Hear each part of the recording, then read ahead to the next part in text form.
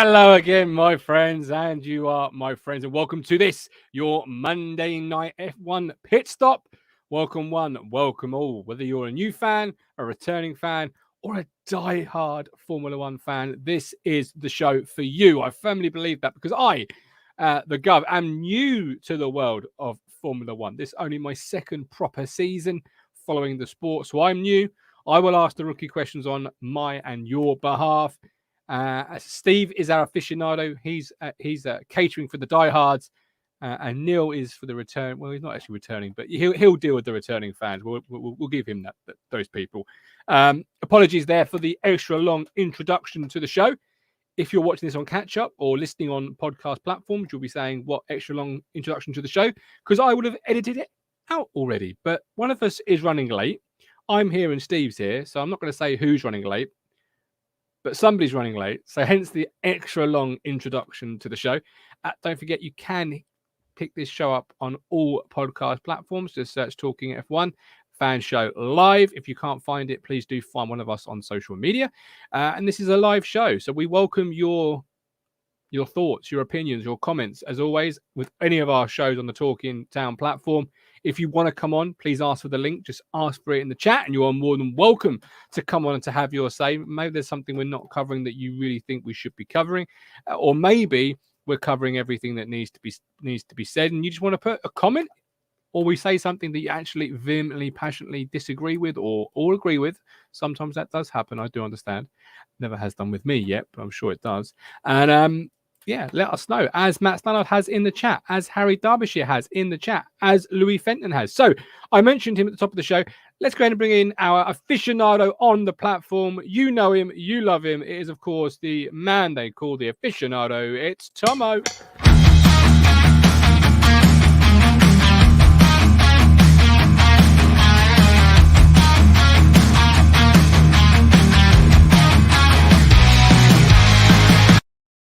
Good evening, Mr. Thompson. How are we doing today? Very well. I'm not too bad. How are you?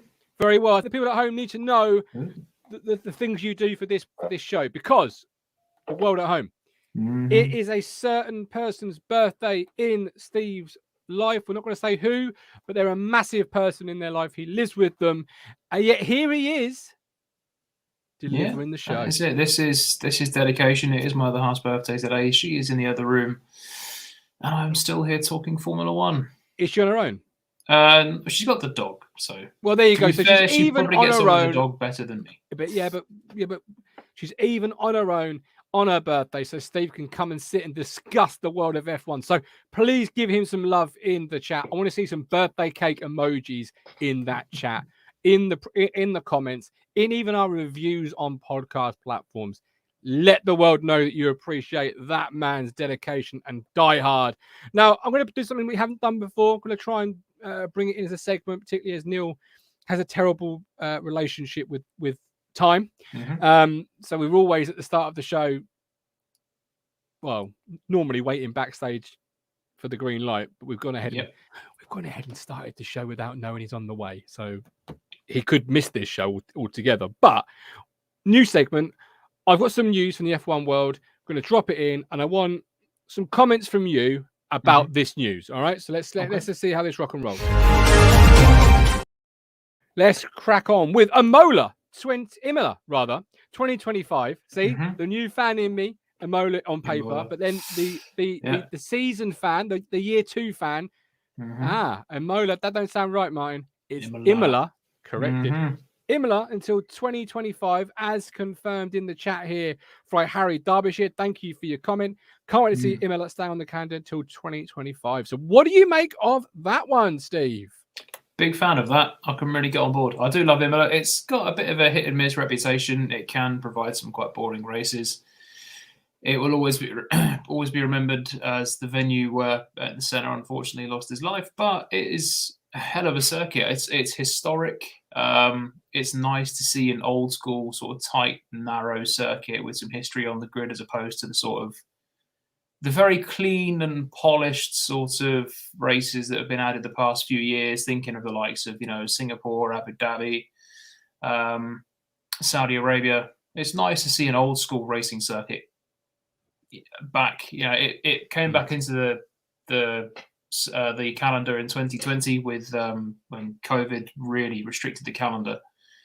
And it's nice to see that it has stuck around and it's got a future there again. Are you surprised that it stuck around, considering it is sadly, the place where one of the greatest of all time lost their life? Because we spoke only on last week's show about it was something that was the drivers wanted removed because it reminded them of certain events, shall we call them. I can't for the life of me right this second think of what they were. No, I think I remember. Perhaps you do. Yeah. So are you then surprised to see that something's removed from the car because of the what it does to the driver's mental mentality, but then to see a race like this or a track still live? Yeah, what we were talking about last week, it was the Williams cars are running without the center S on the front, which they have done since '95. Yeah. I'm a bit surprised that it has stuck around because I thought it would be just a temporary measure because it's right. We've lost a load of circuits because of COVID. We can't go to, Japan, China, there's Australia, loads of circuits they couldn't go to because of the pandemic. Yeah. And it was nice to see Imola included into this sort of reshuffled calendar. And I thought it would just be for 2020, maybe 2021. When the pandemic is sort of starting to come out of it. Yeah. And to see it there this year, and again, it's going to be on there now until 2025, it is brilliant. I mean, there are potentially other better circuits to go to. I've seen Adam there would have preferred Kyalami. That is a hell of a circuit. Yeah, he would. Yeah, you're right. But to be fair, I can get on board with Kyalami as well, but I'll definitely take Imola because it's a brilliant circuit. Okay. We've got Louis Fenton, who can't wait looking forward to the new Miami Grand Prix. Metal Jace, every time I hear Imola, I think of the Gerhard Berger Fireball.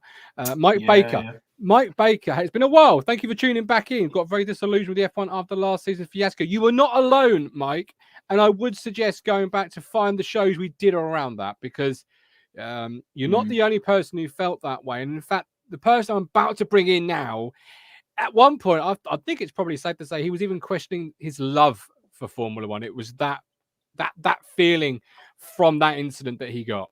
Wake up to the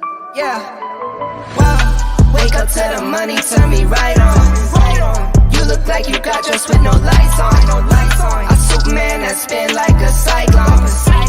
Fit check spin like a cyclone. Wake up to the money, turn me right on. Yeah, but we're crap. We're not going to dominate any team. Is it true to say, Neil, that you were questioning your love for the sport following that fiasco, as Mike calls it? Pretty much.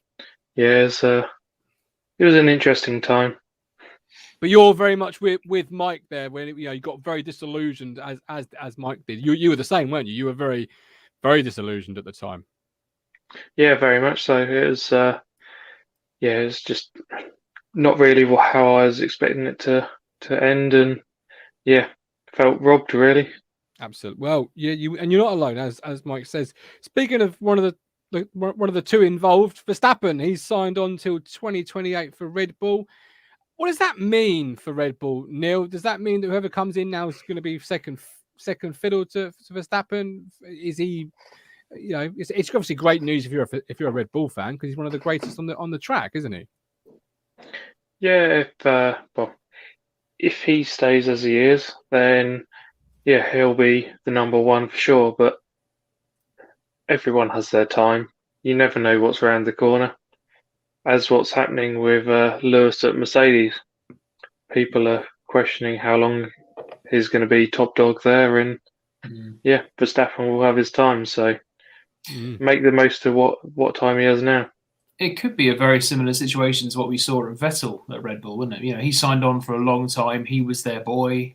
They built that team around Vettel, and then Daniel Ricciardo comes in and upsets the apple cart, and Vettel goes. And it could be the same when Verstappen's deal is coming to an end. He'll be into his 30s, which is just insane to think about. And he'll be pushing on in years. There might be another younger kid coming through the Red Bull ranks who could again do the same. Yeah, but absolutely. I think it's good for Formula One that he's committed until 2028. Yeah, it's always good to see the best drivers sign extensions, and it's just interesting. It allows you to sort of see where the chips may fall on other places. Another piece of thing that was in the news, and Adam brings it up straight away. Has anyone seen the new F1 Manager game coming in the summer? So there's a new F1 Manager game from the people behind, I believe, is it Planet Zoo? Planet Zoo, yeah, Elite Dangerous and Planet Coaster. Neil, you're a huge Football Manager fan, as am I. This very much seems like the F1 equivalent coming out in the summer. What do you think of that? Pretty good. I haven't really heard too much about it. Was it the old F1 2000? That was the last official F1 game that was out, and there's been, say, copies, but nothing with the official, branding. But yeah, it'll be good. It's as a football manager type person, yes, you know what it's like. So that's sort of what we want for the F1 scene. Well, this is the news article from Formula1.com. We've all taken charge of our very own F1 team and pushing them to the front of the field. And that dream becomes a reality this summer with the release of F1 Manager 2022. Created by Frontier Developments, who's working through the popular Elite Dangerous, Planet Coaster, Planet Zoos, F1 Manager 2022 will begin a journey of team management, Steve, and ownership for aspiring team principals all over the globe. Stepping into the role of team leader, you'll have a 360-degree view of your squad, including car upgrades, factory facilities, driver contracts, budgets, and more as you build up to the season and the start of each race. Then, once the visors go down on Sunday, it's up to you to make the key choices to keep your drivers on track and your team ahead of the competition. What do you think of that then, Steve? I like that. That sounds really, really good. I've always been more racing than the management side of it, but one thing I have enjoyed the past couple of Codemasters Formula 1 games is that you can make your own team. Yes, you do. You effectively become an owner driver. So you have the team, you have to obviously race, but then you have to take care of the team off track as well. And I like that ability. So this might be something I'll have to look into. I think. It sounds like a really good game that could also bring new fans into it a bit, not on the same level as Netflix's Drive to Survive, because that is in its own right is a documentary and and has its own niche and audience, Steve. But when you've got a huge game like Football Manager, and then you bring out something very similar, when you look at the marketplace, not many sports actually have management games, I would say, these days. NFL have Madden that you are managing and playing. Football has Football Manager. But outside of that, they're all sort of independent indie developers. This is a really good opportunity to tap into a market that is already there. Yeah, definitely. And there are going to be these people who love this sort of game. They've tried Football Manager. They've tried the Football Manager. They love Football Manager. And it's something different because you keep that sort of management aspect, but it's a completely different side of the coin. So really good opportunity. I think F1 the past few years has done a lot to bring in new fans. Absolutely. Now, there is a major piece of news. I'm going to sort of leave that for a little bit towards the back end because Louis Fenton has put a great question in the chat. What would you like to see in replacement of the Russian Grand Prix? Louis, thank you for that comment. Thank you for the question. That's what we love on the F1 show. If you've got a question, got a comment, get it in that live chat or the comments after the show, and we'll discuss it and answer it. So, what would you like to see in replacement of the Russian Grand Prix, Mr. Moles? Good question. I'm not sure, to be honest. I think I've said it many times. I've always wanted to go back to Malaysia, but I guess that there's big reasons why we haven't. But yeah, we'll see. So what about Malaysia particularly? It was always, say, back on that it produced good races, in my opinion anyway. It was an interesting track, and it was one that on the F1 games back in the day, it was one that I always enjoyed basically getting to, and which it was normally, say, the second race anyway, so you didn't have to wait long for it. It's a brilliant circuit. It's one of the Herman Tilke design circuits that is actually good because he's got a bit of a reputation for designing pretty dull or pretty boring circuits, the likes of Abu Dhabi for one. And it was a rare thing that you've got a Herman Tilke drome which could actually provide good racing, and it was brilliant. And I think the thing that I found fantastic about Malaysia was 1 minute is bright sunshine, the next is absolutely heaving down with rain. Mhm. So much so that races had to get cancelled midway through, like 2009. What would you like to see, Steve, in its place? I've got to agree, Malaysia, absolutely. And yeah, physically tough as well. Like the drivers would be pouring with sweat because the humidity is part of it as well. And it's quite a demanding circuit. It didn't look it from above, but it was a tricky one. So, and it provided great races. You know, so many good incidents there and so many good battles. Turkey would be good. From Harry. Yeah, Harry says Turkey. Yeah, I mean, Turkey's another, to be fair, another Hermann Tilke circuit, which, you know, actually gave good races. I'm torn really between Turkey and Malaysia. I think I'll lean more towards Turkey. Where do you think we'll actually end up? What do you think the F1's, the FIA overall thinking will be here? I would lean towards Turkey if I had to guess between the two of them, because we've been there fairly obviously the past couple of years again because of the calendar changes with the pandemic. Sepang in Malaysia hasn't hosted a race since what, 2017, 28, maybe 2017. I think was the last one there now. Do you think with the I can't remember, but do you think with the desire to get into the Chinese market, do you think going back to Asia will help that? Will be something that they're acutely aware of, that it may help them go to that market, go to their time zone, another race that appeals to that area of the world? Yeah, potentially, because there isn't a Chinese Grand Prix this year. I thought there still was, but there isn't a Chinese race. So even though you've got Guan Yu Zhou, there isn't that race. So we should be going back to Japan, all things going well. Another race in Asia would be good because you've got quite a lot of European races. You've now got a couple. You know, you've got Canada. You've got 2 in America this year. Yeah. And then you've only got 1 potentially in Asia. So it's nice to have, you know, a couple more. Yeah, 1 or 2 more. Chinese Grand Prix would be great to have back. And yeah, Malaysia again would be good. Okay. Something I'm trying else? to think of other ones. Actually, that's another one. Are we going to struggle to get a German Grand Prix for a while?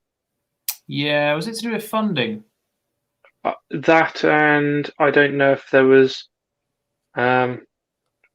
previous with owners of the tracks to say the owners of F1, and there was a time where didn't one of them let them down, and they then done a quick switch to, because you had 1 year was Hockenheim and the other one was the Nürburgring, and it kept, one of them dropped out, so the other one stepped up, and then it was, they didn't want to keep going to that one each year, and there was so much messing around. I don't know if someone got upset somewhere along the line, and I know there was a funding issue as well at some point, but it just seems a country as big as that, and they haven't, you know, they haven't got their own race.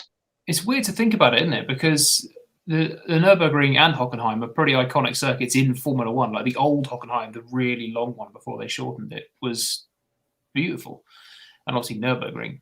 But even the modern, shorter Hockenheim, yeah, this is a country that's produced Nico Rosberg, Michael Schumacher, Sebastian Vettel. You've still got people like Vettel racing. And they're massive stars in their country. So to not have a race there, it's just unnatural.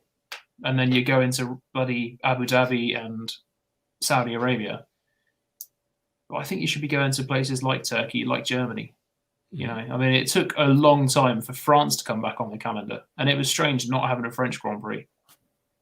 Okay. I must admit, sorry, man. I must admit, I was never, even though you think France, they should definitely have the race. At the time, they had Manicourt, and I was never a fan of that track. So until the likes of others came about, I was never in a hurry to go back there.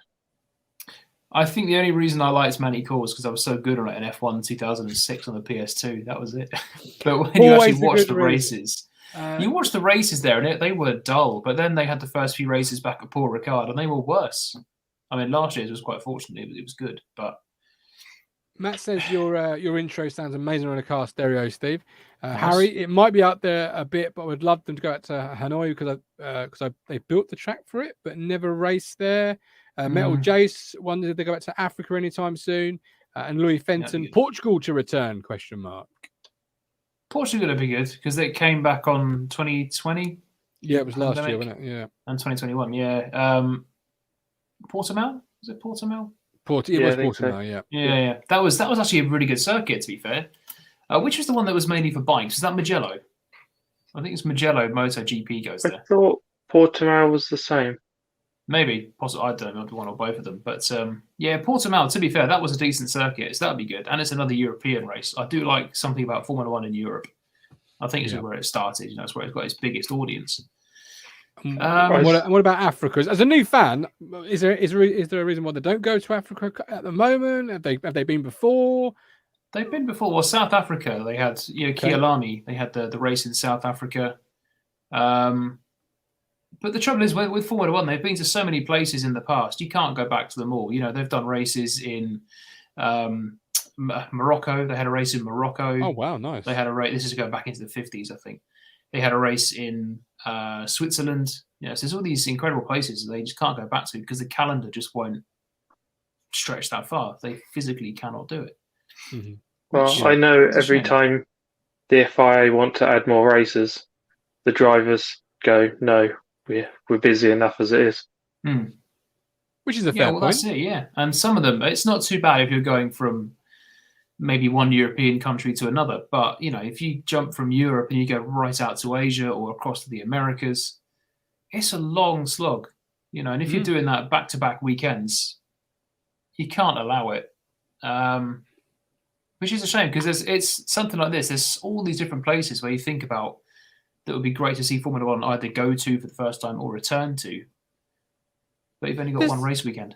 Surely not that much. Really, what can you add?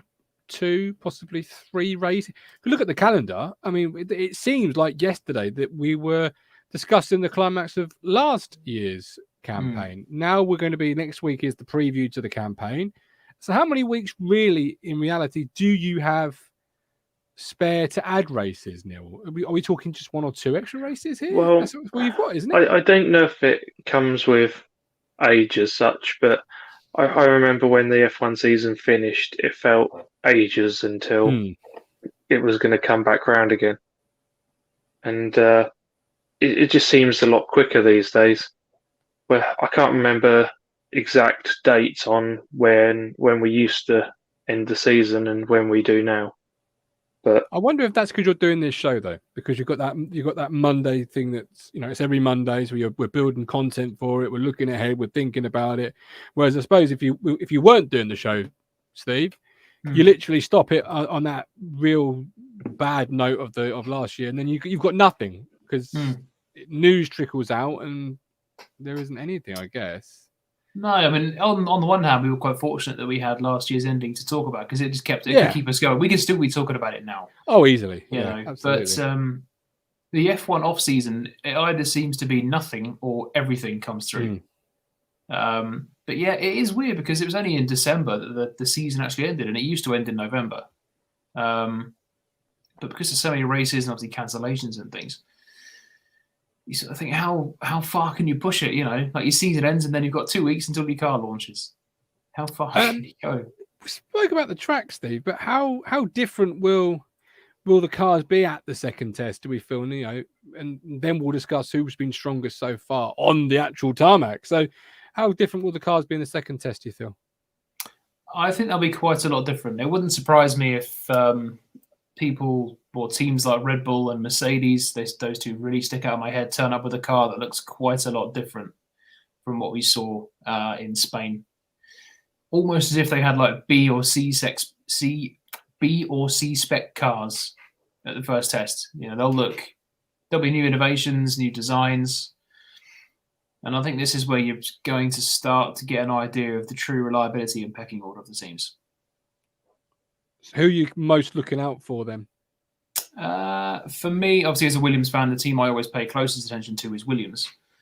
But I'm going to be keeping a close eye on Ferrari because they looked very, very good at that first test. And it'd be nice to see if they can keep it up for the second and if they are actually genuine. Yeah. How about you, Neil? I think the first name is Ferrari looked really good. So we'll see if that continues. Did McLaren, was it what they done on the first day? They were still there or thereabouts, but their name wasn't mentioned quite as much as some of the others. And then when the big two rocked up on the last day or the last couple of days, they suddenly grabbed the headlines again.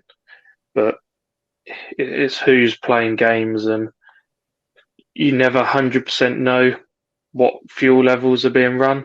But I believe McLaren were playing, doing long runs on the first day, and they still put in some good times. So, What about Alfa Romeo? Obviously, with good old Valtteri, what are we expecting from them the second test? Mileage, because they didn't have it in the first one. So reliability.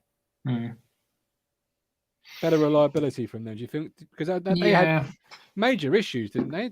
I think they completed the fewest laps of any teams. I think it was Mercedes, Haas and Alfa Romeo propping up the timesheets or the mileage charts.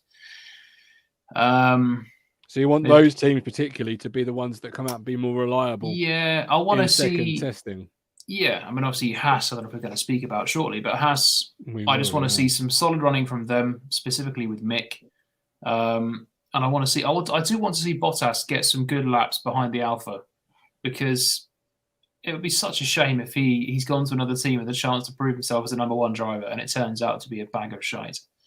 So it'd be nice to see them actually get some decent mileage and competitive lap times. Okay. It would be amiss for us to do a podcast without mentioning the Team Haas situation. So, Steve, just tell us the latest of what's going on with that. And we'll...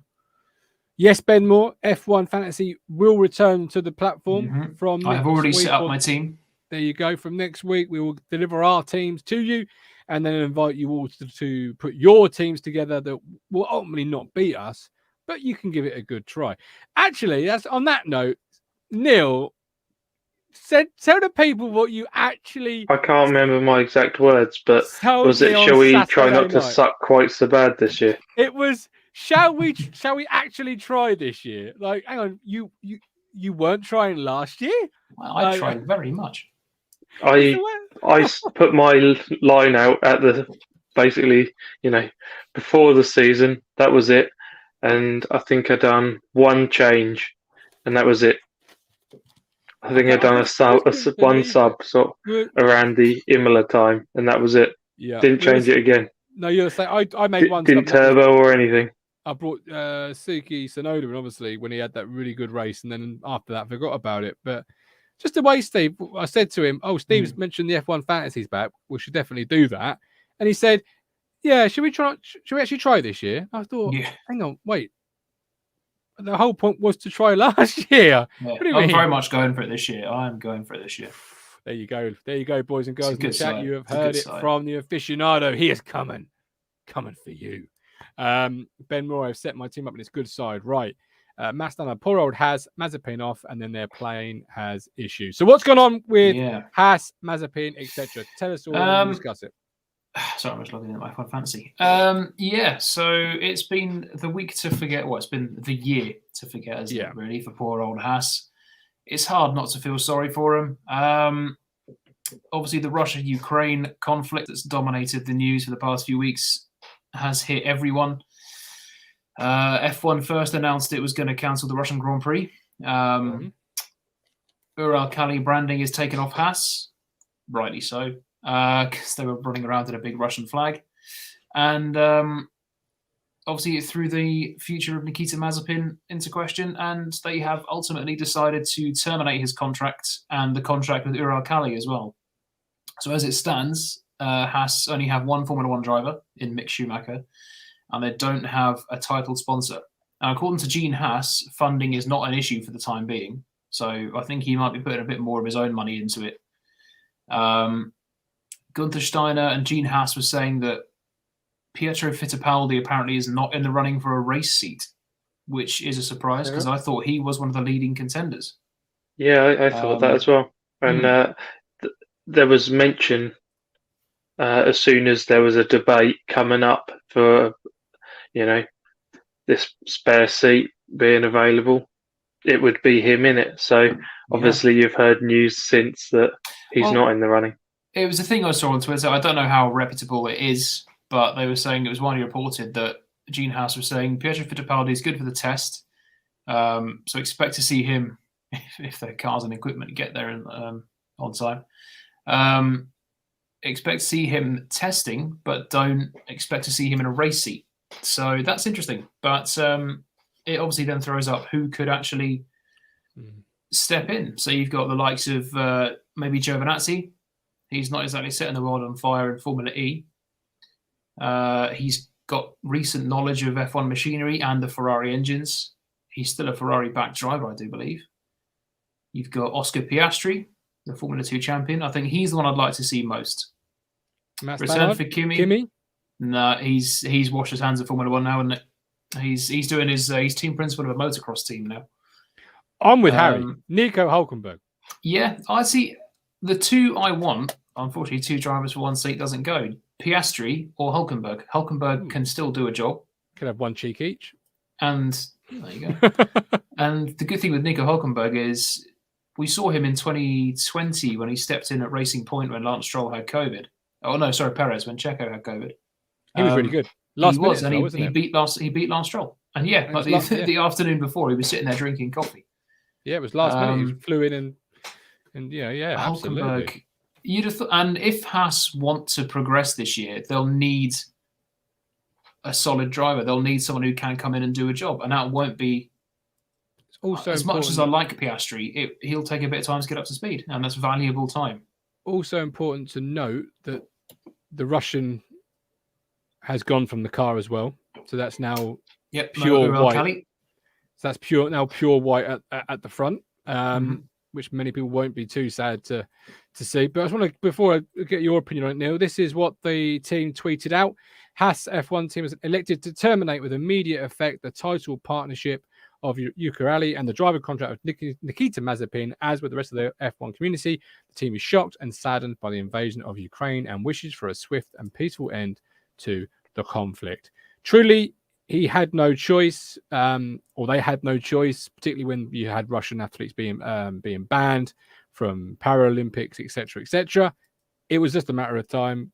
But initially, didn't the FIA say they were going to try and allow Mazepin to race under sort of neutral flag? Yeah, flag. But then that obviously has changed. That's either changed or Haas has changed it for them. Wasn't he sort of doing that anyway? Mm-hmm. Well, I don't know. Yeah, it's he had the Russian Automobile Federation instead. Right. So who takes charge? Who takes over the seat for you then, Neil?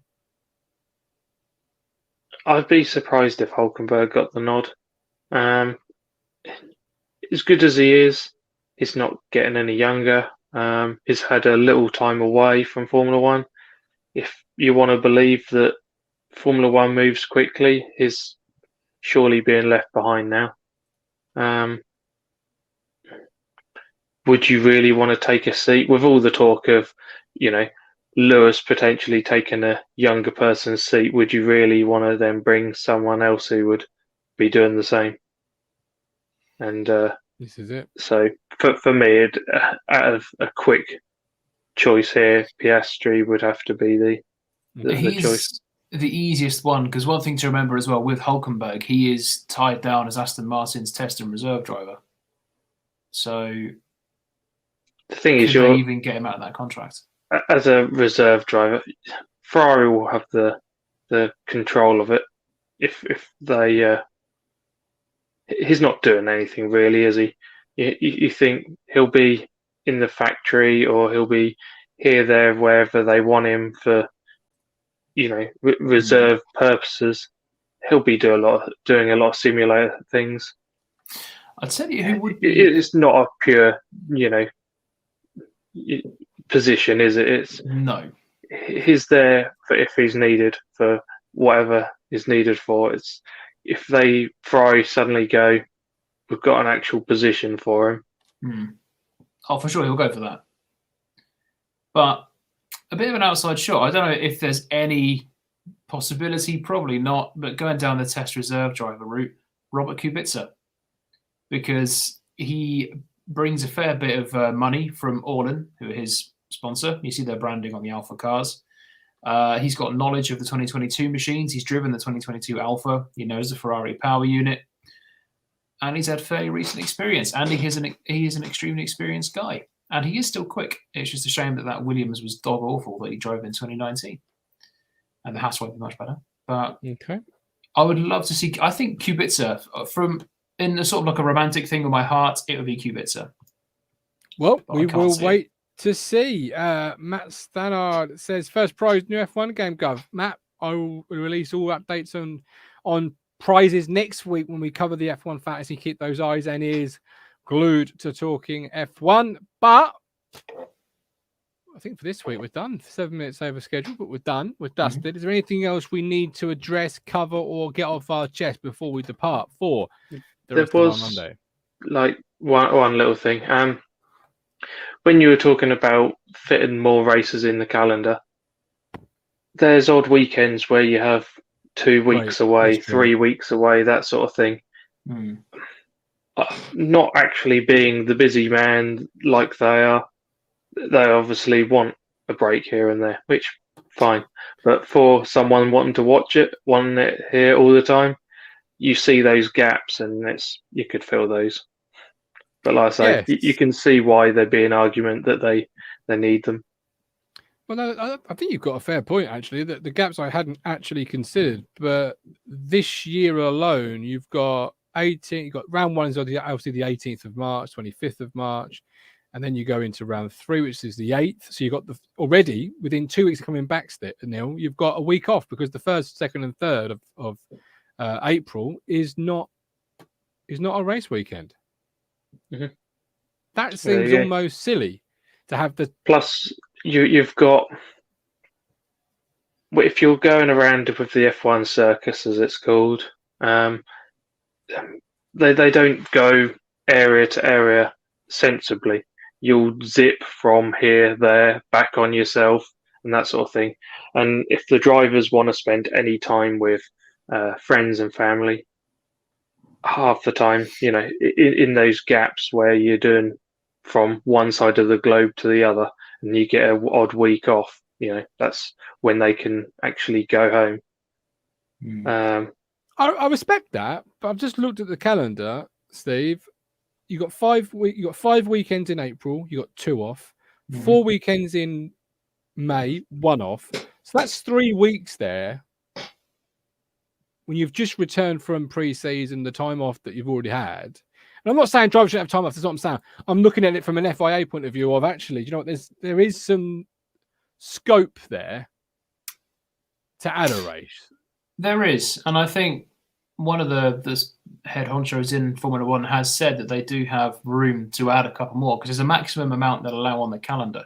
Yeah. And I think he said it is about 24, 25, I think. Yeah. So you have got the room to do that. So you could add a Turkey or a Kyalami or something like that. But it's whether, at the end of the day, it's going to be a unanimous thing. If 7 out of the teams say no and only 3 say yes, then you've got to go with the majority. But in all respects, Neil, it's a bit like turkeys voting for Christmas, isn't it? Drivers will always say they're busy. Yeah, that was. I can't remember if he actually came out and said it, but it's perceived that I know. Basically, Lewis was against the idea of having too many.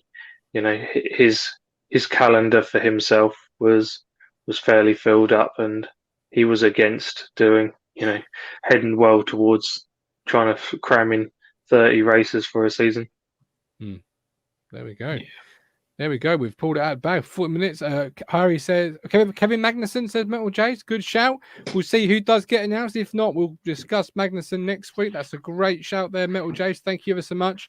Harry, Drive Survive out this Thursday. We'll try and give you some what we think of it next week, etc., etc. But yeah, we're done. We're dusted. Steve, lead us out, my man. Yeah, thank you very much for watching. Love seeing you all getting involved. Love seeing all the comments as well. All the discussions, absolutely Big brilliant. time. It's been flowing like a fine wine. So we shall see you next Monday, 7:15 for the pre-season look. Looking forward to it.